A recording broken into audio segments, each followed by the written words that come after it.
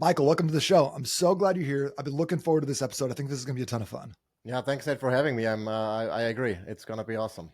So, for anyone who's not familiar with you or your blog or your supplement company, can you just give us a little bit of background on who you are and how you came to be in the position you're in right now?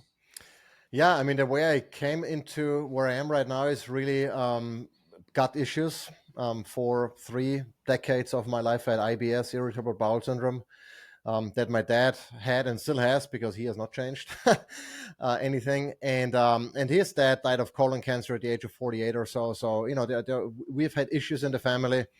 And in the beginning, when I was in my 20s, I could compensate a lot for my less than ideal lifestyle choices. I was a pro athlete, worked out twice a day for, 6 days a week, and, never had any, issues with obesity or anything. I was in fairly good shape, but I was never super healthy. I just didn't know at the time because, my baseline was what it was. And so I thought I was, doing well. And at some point, my athletic career ended and I moved to the US, and I focused more on IT and IT security and just adopted a standard American diet. And as I kept looking in the mirror, I realized that things are not heading in the right direction. I was not as fit anymore. I was not as strong anymore. Health issues, crept up. Then I met my wife. She was diagnosed with pre-diabetes at the time, and we realized we needed to do something differently. And so we started out with cutting out all added sugars, from any products. And our pantry was basically empty at that point after we cleaned everything out.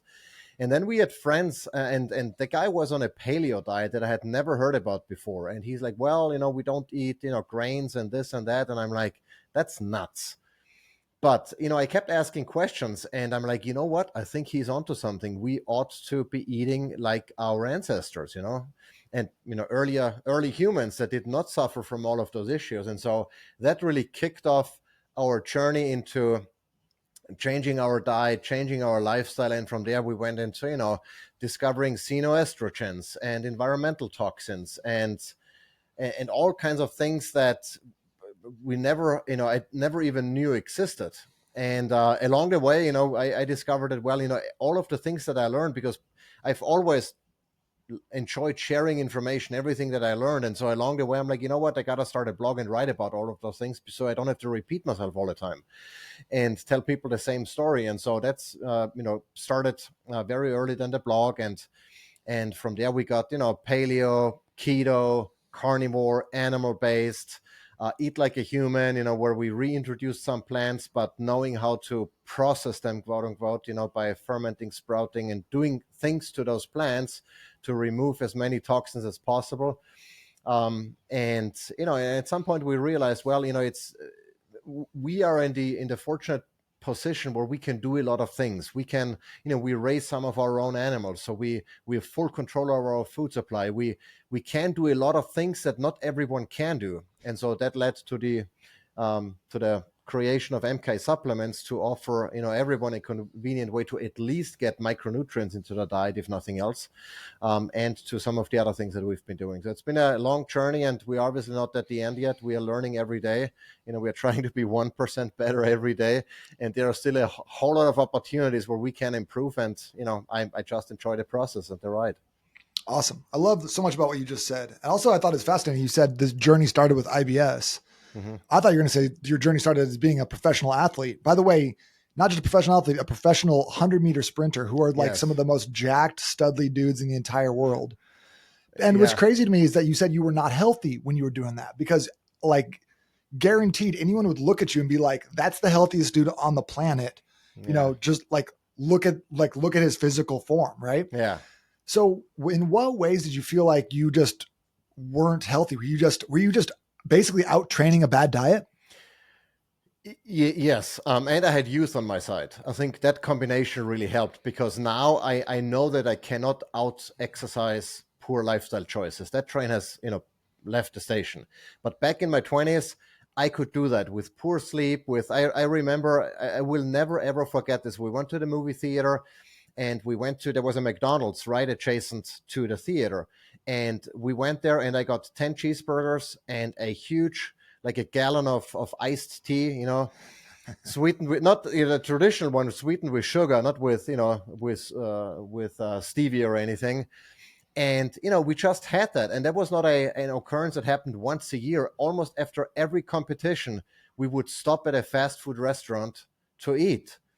It's mind-boggling, I mean, I don't even know how I performed the way I did based on those lifestyle choices, and I can only imagine how I would have done if I had known what I know today. But Yeah, but hindsight is 2020. I do think that's interesting that talking about like you basically can outtrain a bad diet for a time, Yeah. and that you're training at a professional level. Like, and you said you're working out twice a day. Yes. So like it's possible, but also like what could you have accomplished if you had been more regimented, if you've been more paleo based or animal based at, Yeah. at the time. So I think that's very, very interesting. And I want to dive into some of those like nutritional things, but I think one of the things that really resonated with your message that I wanted to talk to you about was you said that comfort is literally killing us. Yeah. And you touch on that a little bit with like convenience foods and, like sugar and stuff, but talk a little bit about that. Like, how do you see that happening? And like, what are the potential outcomes and like detrimental effects that we're going to see long term? Yeah. I mean, I think humans have never been comfortable, in up until very recently, where we had to hunt for food, we had to search for food, we had to, endure temperatures, that were uncomfortable, be it the cold, be it the heat.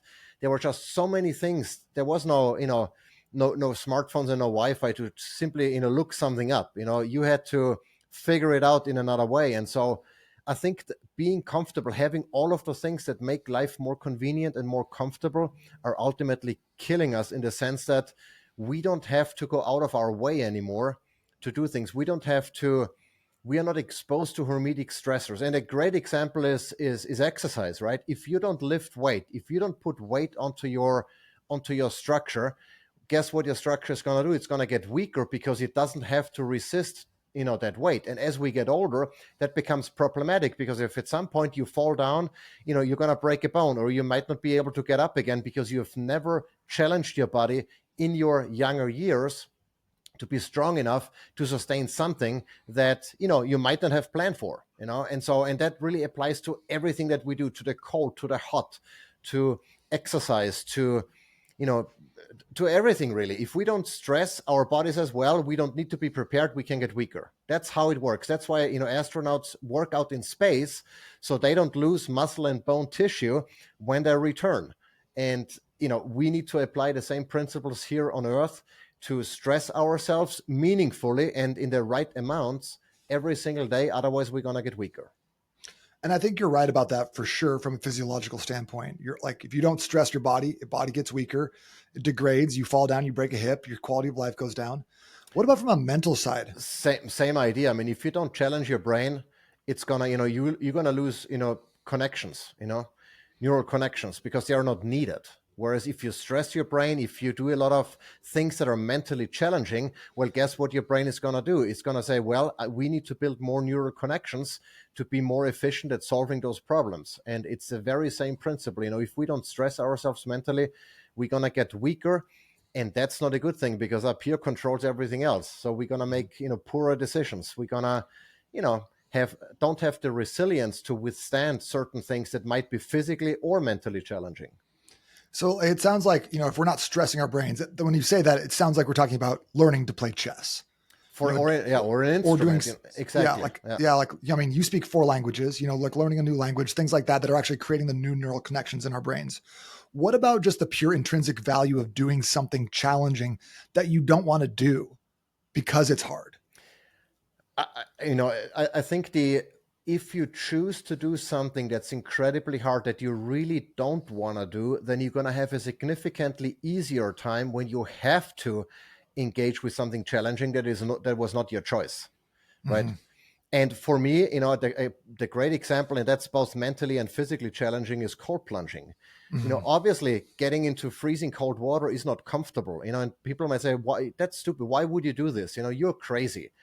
But if I know that I can endure staying in ice cold water for 1, 2, 5, 10 minutes, whatever, then anything else that gets thrown my way that I might not choose, I know I can handle because I've done something incredibly challenging before. And so the brain knows this. You kind of get into a pattern where you go away from the saying of, oh, I can't, to how can I, right?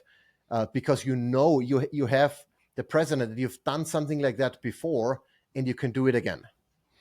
Use the word resilience. And I think that really applies here. You know, I think about someone asked me one time, like, what character trait I would instill in my kids if I could only pick one. Hmm. I think my answer was grit. Just Yes. the ability to like do something hard for as long as it takes to finish it. Yes. And I heard an interesting statistic the other day talking, and I'm probably going to butcher this, but basically they were saying the more hard stuff you do, the more you create, like for men, more testosterone and the ability to enjoy doing hard things. Yes. So the more you do hard stuff, the more hard stuff actually provides a dopamine response and we like doing it. And the reason a lot of people don't do hard things is because they've never conditioned themselves to do like medium things and like kind of Yes. work back up to it. Yeah. So when it comes time to do anything that's challenging besides, you know, DoorDash and Netflix and kind of just sit into this very comfortable lifestyle that we've created where literally like the seats in our cars conform to our body and make it so we don't have to sit and use any muscles. Right.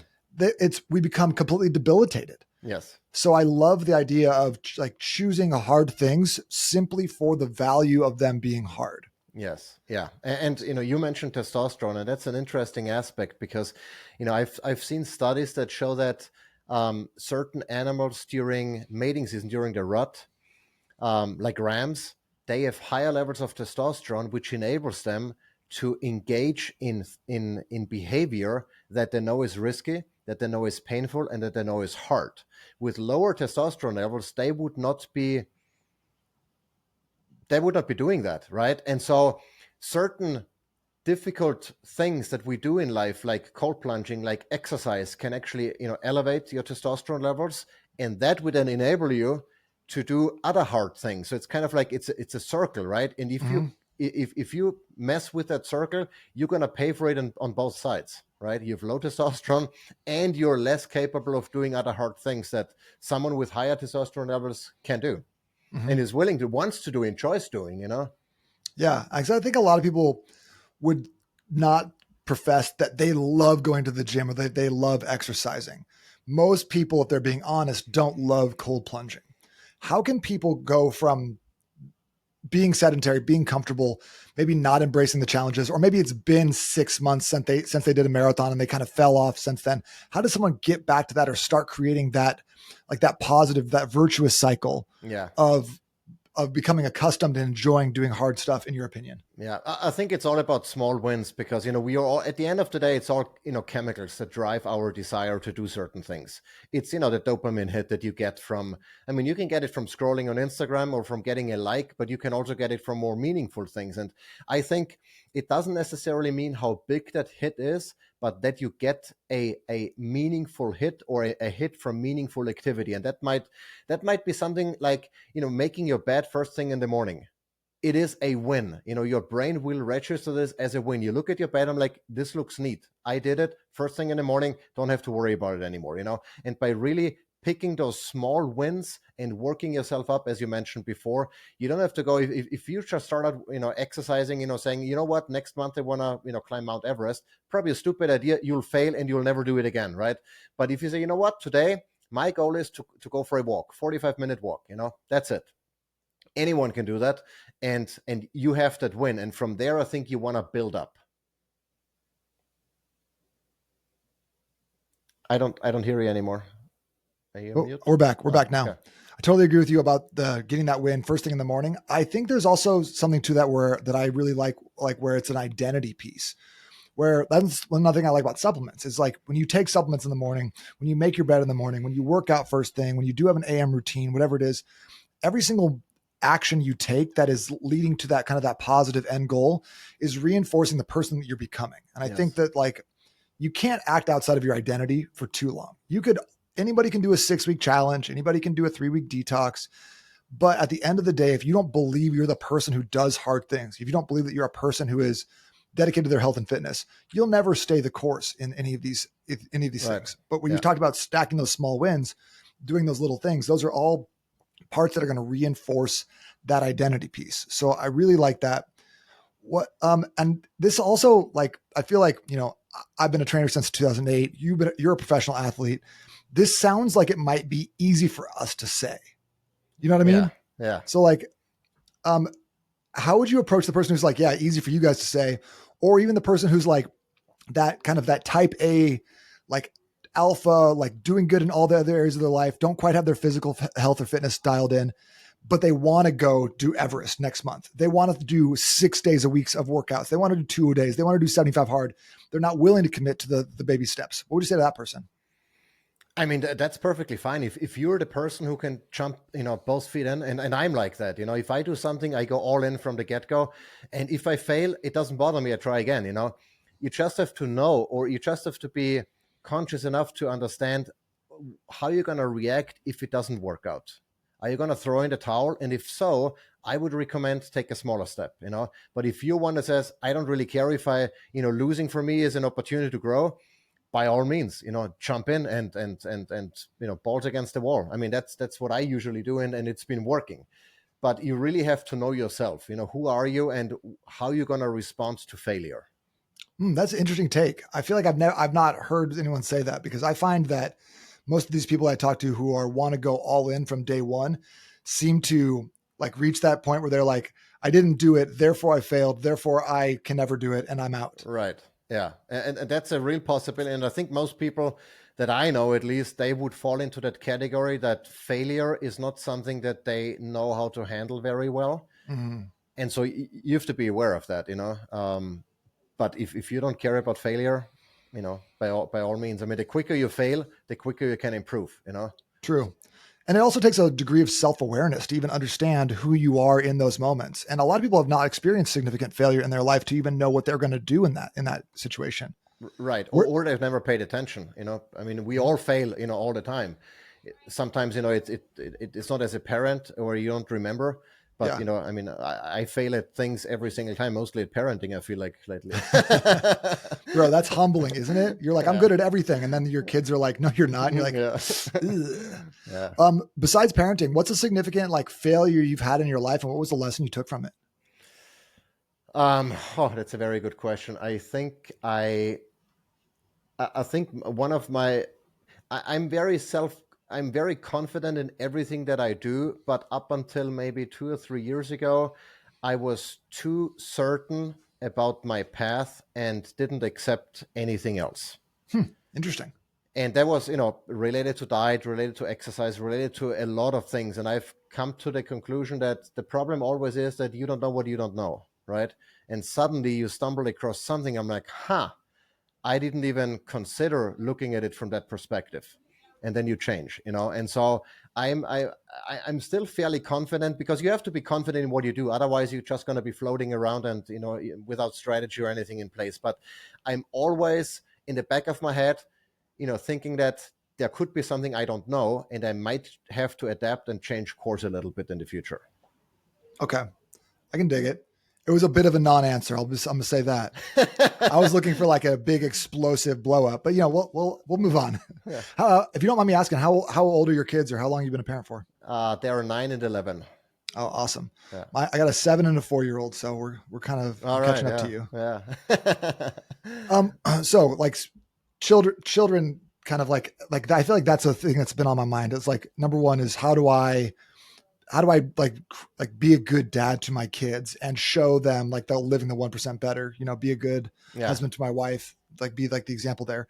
But how do we raise kids that have that grit and that resilience and are not dependent on all the creature comforts that they're growing up with that we didn't have when we were growing up? I Yeah. never I never told my mom to text my friend's mom, like, Yeah.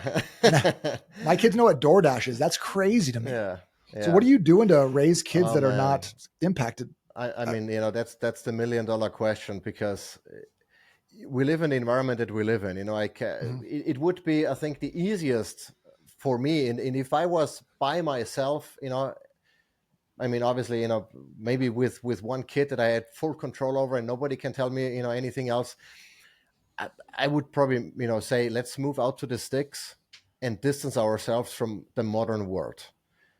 obviously that's not a practical approach for most people, and it would probably at some point I would realize that it's not practical for us either, because there is still the community, the tribal aspect. We need community. We are not loners, and so how do you do this? Connecting with the outside world while realizing that most of those connections don't share your values and don't have the desire to do better. That's incredibly challenging. I don't have really an answer for that, but all I can say is that we've been trying to step back from modern things, to peel back a little bit and say, you know what, we're going to be okay not having video games at home. We're going to be okay not having TVs in our bedrooms. We're going to be okay with, a lot of things that others take for granted.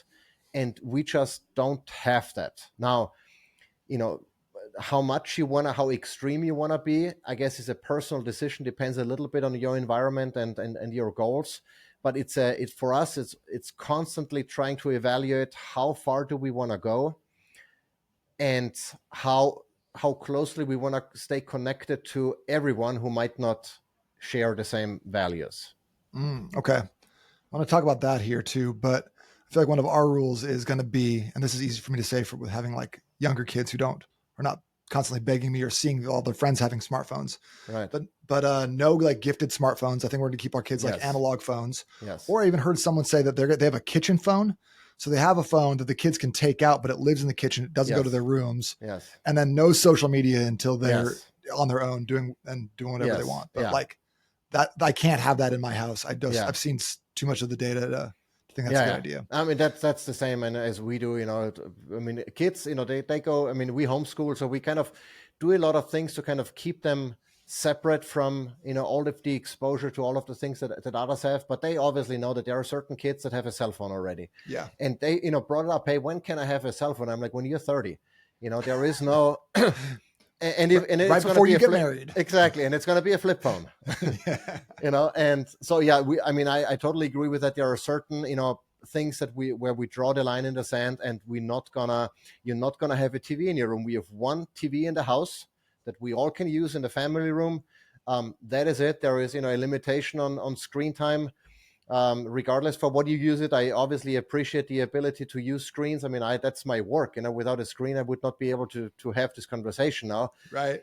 But nonetheless, there's got to be a limit, and there's got to be, more time spent outside, more time spent, doing all of the old school things than anything else. So you mentioned like not being around people that necessarily share your same vision. How do you handle pushback from family or friends who don't want to like opt out of convenience culture?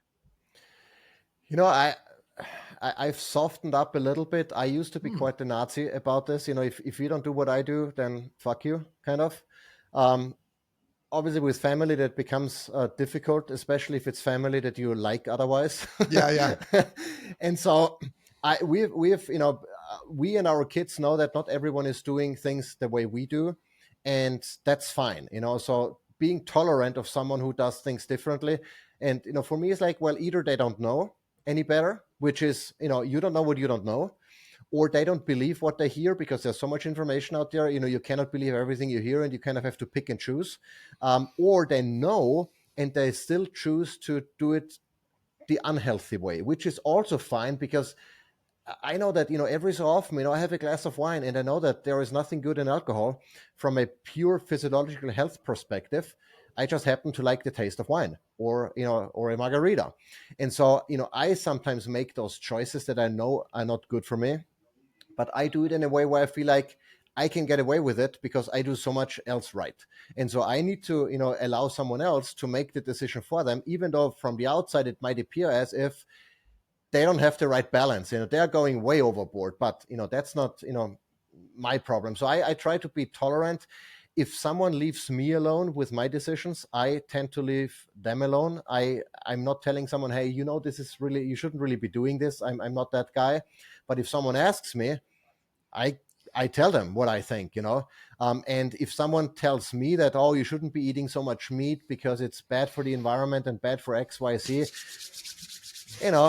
I do this, and turn around. Yeah, I feel like you're like that. Them's fighting words. Let me share with you a few Yeah. things. Well, now that you've said something, Yeah. I have some stuff I want to say to you as well. So Yeah. since we're all being honest now, Yeah. Exactly. all right, I think that's a like a wise middle of the road philosophy. Where you're not cutting people out of your life because they're not because Yeah. they still eat processed bread. So, um, imagine if we had to go back to like the 1850s. I mean, besides like some of like the good stuff that's happened in the past, like what modern diseases would you feel like would like disappear overnight? I think most chronic. I think diabetes, cardiovascular disease, basically everything that's not infectious Yeah, we'd would have a would. lot more polio though. Yeah. Yeah. Yeah. Exactly. Yeah. Would you ever design some sort of like retreat or like situation? Because I know you guys have some land, you got some like some animals out there where people would be like come out and be forced into discomfort as like a primary source of growth. And Yes. if so, like what would you how would you structure that? How would that look? Yeah, I mean, we do this already with family visiting us. They always say, "Are we going to go to the Kummer boot camp?" Because they know they come back, healthier and feeling better than how they came in. So we kind of do this already, for friends and family. Um, but yes, That's a great legacy, by the way. yeah, and it's always fun, I mean, to see, to not only to have them see the difference. Someone comes, stays with us for, in the case of my wife's mom, she usually, when she came, it was like 3 months with us, so you can really see meaningful changes in that period. I mean, and you're not going to see much in a week, but my brother-in-law, his acne disappeared, and suddenly he felt so much better. And yeah, it's just awesome to see the transformation by just doing a couple of, well, depending on who you ask, but for me it's a couple of things differently, and suddenly you're thriving, and yes, I would like to have that also for random people that I don't know. And so one of the things that we actually thought about, because we are moving to our new property in November, and we're going to be living in a tiny home in the beginning to see how we like this, and if we then going to build another tiny home for us, or maybe something more traditional, slightly bigger. But then we were thinking of maybe either renting out that tiny home and creating a like on-farm experience with a sauna and a cold plunge, etc., and have people come, or to trade it to someone who wants to come and help us on the farm, and in return they get to live for free in our tiny home, and use all of the facilities, and help them get healthier. I love that. There's this website called workaway.info. Hmm. And my wife and I did this back in 2015, where we found a bunch of places that we could like work, 3, 4, 5 hours a day, and they would feed and lodge you basically. Hmm. So we Yep. were able to work on like an ecological farm in Panama. We worked on a floating barge in the middle of Lake Gatun as like Hmm. tour guides. We worked on a pig farm in Ecuador. Worked at a kids after school program in Peru. Like, so got to do a lot of cool stuff, see a Yep. lot of like interesting parts of the world, and then like live like they live down there for Yep. like, weeks or months Hmm. at a time, Yep. which was fascinating. The first couple of weeks in Panama, I lost like 15 pounds in like the first 2 weeks. Oh It was yeah. ridiculous. I was working my ass off Oh. though. It was like some of the hardest work I've ever done in my entire life. We chopped down a tree in the middle of the rainforest, like a big redwood tree, because he wanted to Hmm. use this redwood build his new home, because he built his house out Right. of wood. And so then we had to carry it out of the jungle in these like probably 120-pound, like 10-foot Right. sections. Uh-huh. So putting it on our backs, carrying this out through like this muddy, hilly jungle, loading it into a little boat with an outboard motor, and then taking it back to the place and unloading it. It was like, it was oppressive work. And Yes. still to this day, one of the things I'm like most proud of having Hmm. done. Yeah. Just because it was like, it's that same thing where you're like, man, look what I just did. Yes. And I love the idea of also being like, look what we built, look what we created, look what like we've done by our own hands, even outside of like, I went to the gym and I got a great workout. So Yeah. And just if you think about it, I mean, all you did is you lived. You didn't go. You didn't sign up for a gym and made time to work out. You didn't make time to expose yourself to the sun and to the environment. You did all of this just by living, right? mhm. And that's really one of the things that I want to get more back to, by setting an environment where you don't have to make a choice. I don't have to decide that I'm going to work out. Now, if I have to get, move the feed barrels or the feed, bags from A to B, that has to be done. There's not me taking time out of my day. It's just part of my daily routine, right? How do I, is that sounds something like, are you going to be able to do that on a larger scale though? That feels like something that's going to be for the few who can like wrap their minds around it and actually opt out of the convenience culture that we've been creating, especially here in the US. Right. Do you feel like that's something that like, hey, I'm going to take a small group of people, I'm going to lead the way, I'm going to show what it looks like to do that? Or do you feel like there's could be some sort of radical transformative experience for like culture as a whole? Or do we need to like go through like some Uh, crazy crazy situation before that becomes realistic? I mean, I'm hoping that, there is already a shift happening, and not just based on the current political situation or anything, but ever since I've been, paying more attention, I've met people who, think the same way, who want to do the same things, so there are people out there. There is a movement. Now, whether or not that's going to be enough for, society at large, I don't know. I feel like something bad has to happen first, because before most of society is going to wake up and say, we can't go that route any longer. We have to change something. Yeah, hopefully it ends up a little bit more Little House on the Prairie and a little less Mad Max, but I think you're probably Yeah, right. yeah, yeah. All right, I'm talk to me a little bit about your nutrition, because you've been through some stuff with your gut. You had some like health revelations. You've tried a lot of different variations. You went from paleo to keto to carnivore to animal based. Where did you land? Like, where are you at right now, and why do you believe that's the superior method for eating for you, at least? Yeah. The goal is, whatever I can grow and raise myself in the, during certain seasons. That's probably a somewhat ideal diet for me. Now, I'm from Europe, so I'm from Austria. I have, Italian ancestry. So I'm not, Northern American. Um, so I would argue that, I might have to go back to Europe to really then, eat local, seasonal, that is most compatible with my ancestry and with my genetic makeup. Mm-hmm. But that aside, I feel like if I eat what I can possibly either kill or grow where I live, then that gets relatively close to an ideal diet. So in other words, it's not gonna be for me, eating a ton of bananas every day and a lot of avocados, as much as I like them, because they don't grow here. And it's not eating strawberries in winter either, because they don't grow.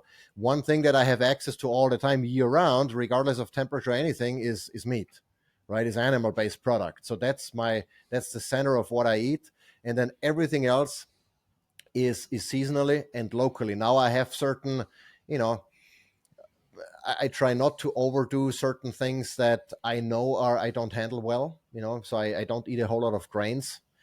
If so, then, we ferment and make sourdough. But even so, I do not see how this would be part or should be part of an ideal human diet. I do not eat a ton of leafy greens or anything that has a lot of oxalates, because there is no way of mitigating them by fermenting, sprouting, soaking, heating, chopping, what have you. But within that framework, I have tomatoes every so often. I even have something that I know has anti-nutrients because I can feel them, like jalapeno peppers, right? I mean, that's the spiciness, is the plant's way of telling you, don't eat me, don't eat my seeds. I want them to grow into new jalapeno plants. But, within that framework, within reason, I do eat certain plants, but it's really, really meat heavy, because that's what I have realistically access to, all year round. Mm.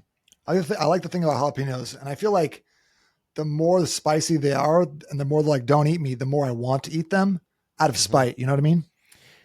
Yes, and it's also, I mean, there is this argument, with hermetic stressors, a little bit of that stressor makes you more resilient, like in the sense of cold plunging Sure. or sauna bathing. And some people say, well, but that doesn't apply to plants.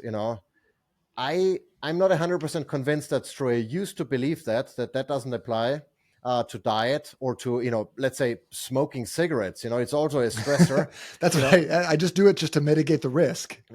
right, right, exactly. But I think that you get used to spicy foods.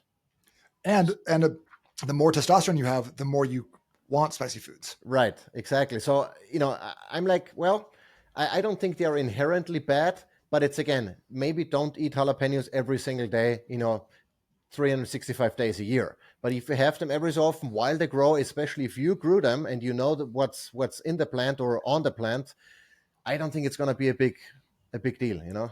I just want to show the jalapenos who's boss. I don't need a plant telling me what I can and cannot eat. You know what I mean? Right. Yeah. Um, Yeah. okay, so someone right now is listening to this and being like, okay, I live in an apartment. I am not really growing my own food at the moment, unless we're snatching some pigeons like out of the out of the air. But Yeah. like, take me down, like take it down one notch, right? We're not growing our own food. I don't even have room for a garden.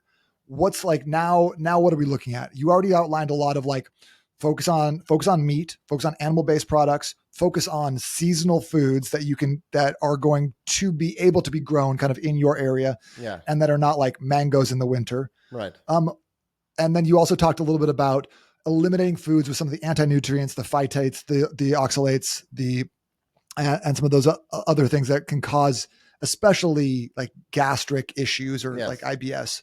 What other like advice would you have for someone who wants to live a life that is not supremely comfortable and also wants to get their health like optimized? Yeah, I mean, I would say at least if you're not directly involved in producing your food, Mm-hmm.